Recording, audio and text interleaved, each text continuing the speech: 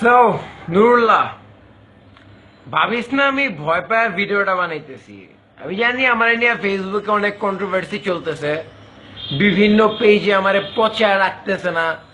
আর ওখানে কমেন্ট গুলাতে তো ভদ্রলোকেরা খুব ভালো ভালো ভাষা ইউজ করতেছে, ওগুলো নিয়ে আমার মাথা ব্যথা নেই।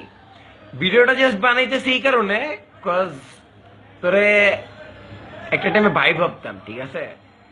তুই লাইক আমার 2-3 বছরের জুনিয়র হবি, স্টিল আমি তোর বেস্ট ফ্রেন্ড, ইভেন ভাই ভাবতাম।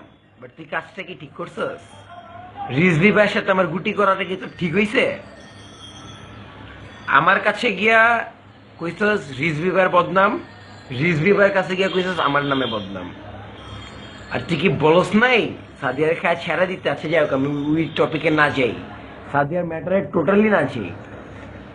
ভিডিওটা বানানোর মেইন রিজনটা হইতেছে যে তোরে, যে আমি কালকে না পরশু মারলাম, মারার পর যখন আমি ভিডিওটা আবার দেখছি, দেখার পরে আমার লাইক নিজেরই খুব খারাপ লাগতেছিল যে এমনি আসলে তোর মারাটা উচিত হয় নাই আমার।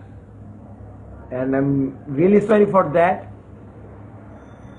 তো মুখে, হ্যাঁ তুই আমার থ্রেড দিছস, পরে এটা জায়েজ, স্বাভাবিক, মার খাওয়ার পর থ্রেড দিবি, এটা স্বাভাবিক, ওটা নিয়ে মাইন্ড করি নেই।